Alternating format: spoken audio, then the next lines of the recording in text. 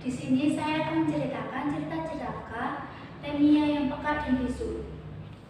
Pada zaman dahulu, ada seorang raja yang memerintah kerajaan Kasi di India. Baginda raja sangat kaya, sehingga memiliki beberapa orang istri, tetapi tidak memiliki anak.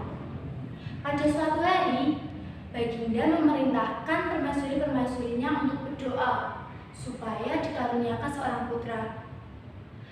Tetapi walaupun mereka sudah menyembah bulan dan dewa-dewa yang lain, mereka masih tidak mendapatkan anak. Permaisuri pertama Baginda bernama Canda Dewi, adalah perempuan yang sangat mulia. Pada hari bulan purnama, Canda Dewi mematuhi 8 sila dan berkata pada dirinya, "Beta tidak pernah melanggar sila-sila. Semoga dengan kebajikan ini beta dikaruniakan seorang putra." Permaisuri Canda Dewi adalah seorang perempuan yang alim. Apabila Baginda mengeluarkan kata-kata tadi, takhta Raja Saka di Kayangan kepada dewa-dewi menjadi panas. Biasanya, apabila seseorang melakukan sebuah kebajikan yang sangat baik, maka takhta Raja Saka akan menjadi panas. Raja Saka memenuhi permintaan Canda Dewi dengan mengangkat turun salah satu malaikatnya untuk dijadikan putranya.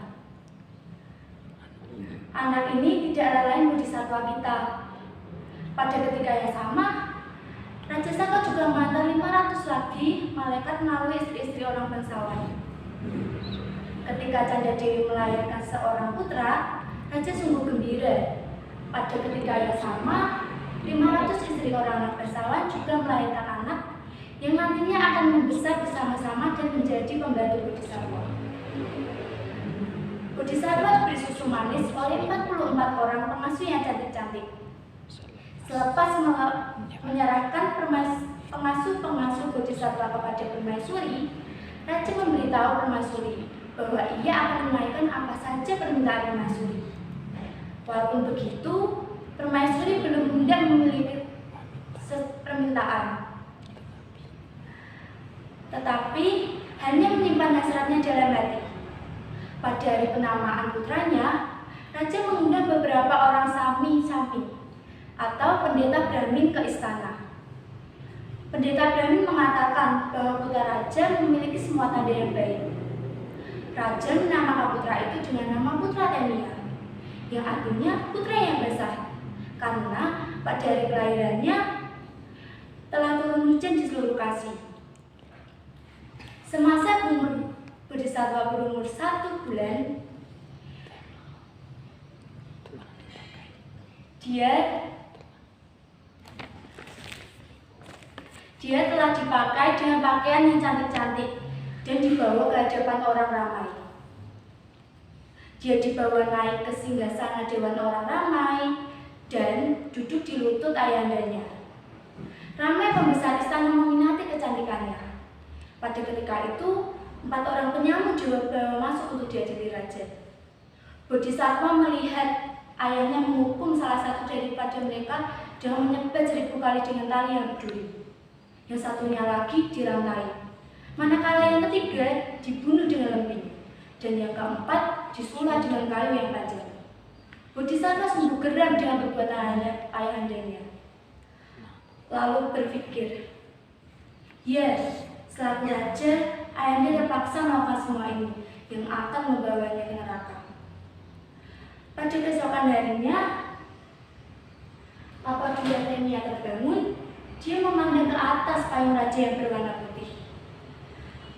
Lalu dia berpikir, bagaimana keadaannya apabila menjadi raja nanti.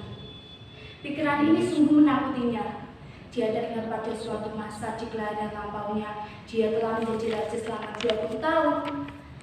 Akibat dari kekejamannya, dia terpaksa menderita selama 80.000 tahun di neraka. Apalagi apabila Temia mengingat ia akan menjadi raja sekali lagi dan menderita di dalam neraka, dia menjadi takut, tubuhnya menggeletar dan berubah menjadi pucat. Seketika itu, datang Dewi penghuni payung itu. Lalu, yang mana pernah menjadi ibunya di kehidupan yang lampau.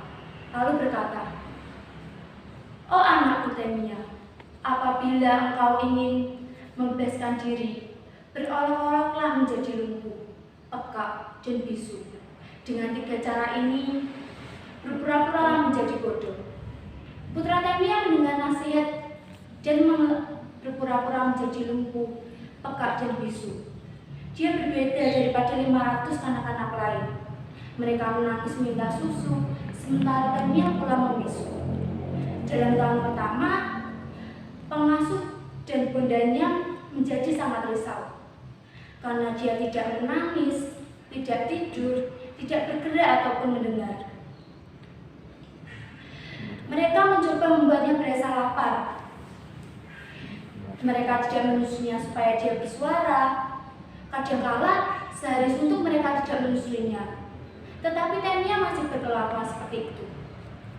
Apabila umurnya mencapai 2 tahun, mereka mencoba meletakkan berbagai jenis kue dan makan manisan di hadapannya.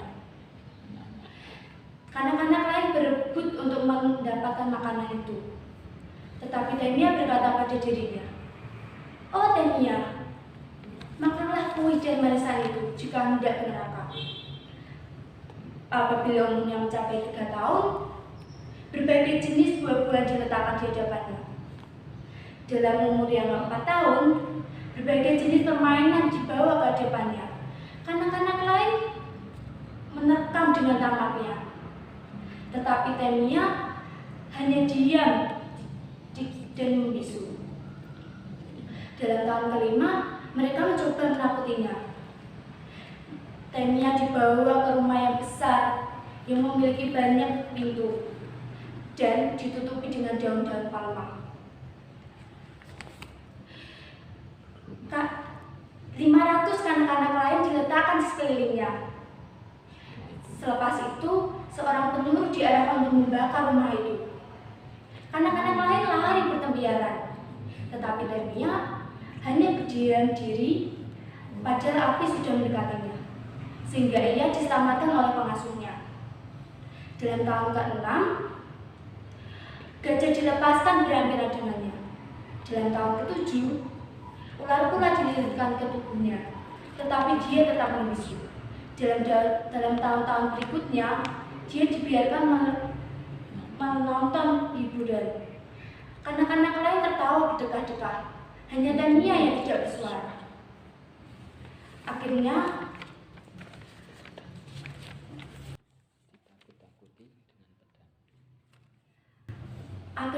mereka menyuruh seseorang untuk menakutinya dengan pedang. Tetapi Temia tetap membisu. Dalam tahun ke-10, mereka mencoba apakah Temia benar-benar peka. Lubang-lubang dibuat di sekeliling katilnya dan terompet ditiup sekuat-kuatnya melalui lubang itu. Kemudian mereka mencoba menakutinya dengan drum dan cahaya yang terang pada malam hari. Namun semuanya gagal. Temia tidak bercakap ataupun mendengar. Mereka mencoba lagi dengan menyiram tubuhnya dengan sirup dan membiarkan serangga mengurunginya. Mereka membiarkan tubuhnya kotor dan tidak mati. Namun Temia tidak juga peduli.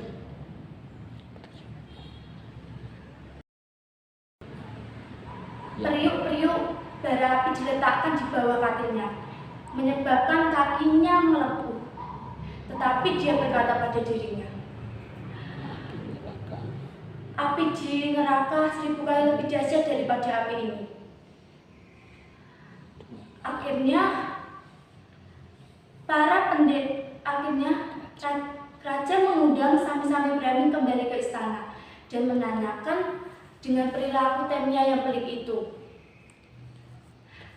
Para Brahmin tidak ingin melihat kebodohannya di depan raja. Lalu dia bercakap bahwa apabila Temia menjadi raja, negeri ini akan musnah. Kemudian mereka menasihati raja, "Tuanku, hendaklah mengantar keluar istana putra tuanku melalui pintu pagar sebelah barat dengan kereta kuda yang ditarik dengan kuda yang malang." Setibanya di tanah Setibanya di tanah perkuburan, di sanalah mereka mesti ditanam. Permaisuri Canda Dewi menyuruh raja menyerahkan kerajaannya selama 7 hari kepada Temia. Pada hari ke-7, Temia tetap tidak bersuara. Apabila Sunanda mengantar keluar putra Temia melalui pintu pagar sebelah timur, bukan melalui pintu pagar sebelah barat, Temia akhirnya tahu bahwa dia terlepas daripada nasabnya. Akhirnya dia menguji kekuatannya dengan mengangkat kereta kuda, lalu berkata kepada Sunanda. Sunanda terkejut, lalu berlutut di hadapannya, sambil merayu supaya dia kembali ke istana. Tetapi Temia ingin menjadi petapa. Apabila ayahanda dan permaisurinya mengetahui peristiwa itu, Baginda pergi ke hutan untuk mengajak Temia pulang.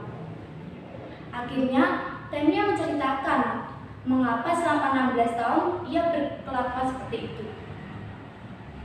Petikan dalam Dhammapada, di mana-mana pun juga seseorang itu tidak dapat membebaskan diri akibat pembalasan daripada perbuatan jahatnya, tidak juga di langit, tidak juga di tengah lautan atau di dua gunung. Dhammapada ayat 127.